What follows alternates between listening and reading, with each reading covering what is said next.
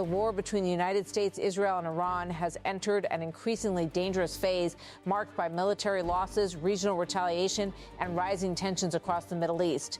In recent days, a series of incidents involving American military aircraft, missile strikes on key bases, and retaliatory drone attacks by militant groups have underscored the expanding scope of the conflict. One of the most concerning developments came when several U.S. Air Force refueling aircraft were reportedly damaged during a missile strike targeting Prince Sultan Air Base in Saudi Arabia.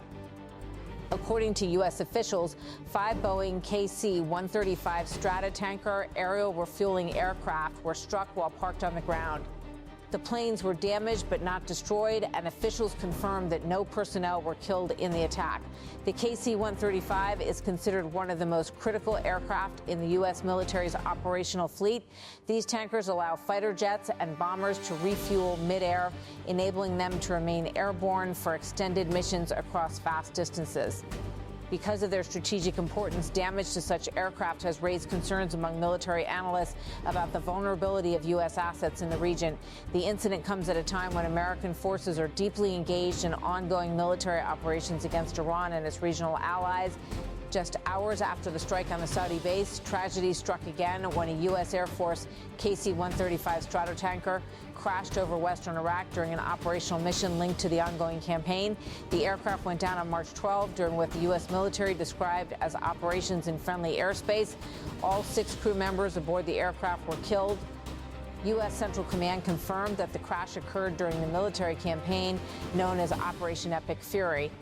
Officials emphasized that the incident was not caused by hostile fire or friendly fire and that the circumstances surrounding the crash remain under investigation. Reports indicate that 2 refueling aircraft were involved in the incident.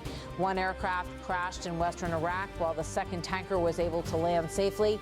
Although U.S. authorities have ruled out enemy involvement, an Iranian-aligned Iraqi militant group later claimed responsibility for shooting down the aircraft. However, the group has not presented any evidence to support that claim, and American officials have not confirmed that the crash resulted from an attack.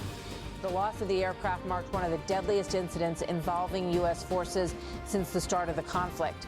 Military officials stated that the identities of the 6 service members would only be released after their families had been notified. The crash has also drawn attention to the dangers faced by American personnel operating in complex and high-risk airspaces across the Middle East. Earlier in the conflict, 3 U.S. fighter jets were reportedly shot down over Kuwait during an active combat situation. In that incident, the 6 crew members aboard the aircraft managed to eject safely and were recovered without serious injuries. Although no lives were lost in that event, the incident highlighted the hazards of operating numerous aircraft simultaneously during high-intensity military operations. Since the beginning of the war, the United States has reported multiple casualties among its forces deployed in the region. According to military figures, more than a dozen American service members have been killed since the campaign began, while roughly 150 others have been wounded. Several of the injured personnel are reported to be in serious condition. The war itself began on February 28 when the United States and Israel launched coordinated military strikes against Iranian targets. These strikes targeted military installations, political leadership facilities, and strategic infrastructure across Iran. During the initial wave of attacks, Iran's Supreme Leader Ayatollah Ali Khamenei was killed in a joint U.S.-Israeli strike on Tehran. His death marked a dramatic turning point in regional politics. Khamenei had led Iran since 1989 and was one of the most powerful political and religious figures in the Middle East. Following his death, Iran moved quickly to appoint a new leader. Mojtaba Khamenei, the late leader's son, was chosen as Iran's new supreme leader. Reports indicate that he was injured during the same strikes that killed his father, but survived the attack. Western officials say he may have sustained significant injuries, though Iranian authorities have insisted that he remains active in leadership. The leadership transition has not slowed Iran's military response. Since the beginning of the conflict, Iran and its regional allies have launched a series of missile and drone attacks against American and Israeli targets across the Middle East. Iran-aligned militias operating in Iraq have played a significant role in these operations. One such militant faction, part of the broader Islamic resistance in Iraq, has claimed responsibility for several attacks targeting American military installations in the region. The group announced that it carried out multiple operations against U.S. bases both inside Iraq and in neighboring countries. Video footage released by the group appeared to show masked militants preparing drones for launch. In the recordings, fighters can be seen attaching handwritten messages to the drones before sending them toward their targets under the cover of darkness. The militants described the attacks as retaliation for the deaths of Iranian leaders and fighters killed during the war. In a statement released after several operations, the group declared, in fulfillment of our religious duty and in retaliation for the blood of the supreme leader, our brave mujahideen carried out qualitative operations targeting American bases. According to the group, the operations included drone strikes targeting U.S. facilities in Iraq and Kuwait. Meanwhile, drone attacks have also targeted areas in Iraq's autonomous Kurdish region. Late-night launches were reported toward the city of Erbil, where one intercepted drone reportedly fell near a hotel complex used for high-level political meetings.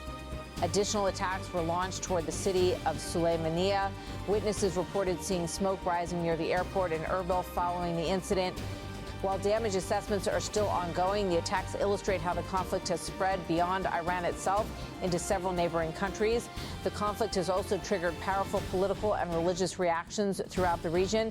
In the Iraqi city of Najaf, large crowds gathered for a ceremony honoring the late Iranian supreme leader. Pilgrims raised portraits of Ali Khamenei and pledged loyalty to the new leadership in Tehran. Many participants voiced support for Mojtaba Khamenei as Iran's new supreme leader and vowed continued resistance against what they described as foreign aggression. The gathering in Najaf highlighted the strong ideological and religious connections between Iranian leadership and various Shiite movements across the region. Supporters at the ceremony declared their determination to continue backing Iran in its confrontation with the United States and Israel. While military clashes dominate headlines, other incidents have also occurred during the ongoing deployment of American forces.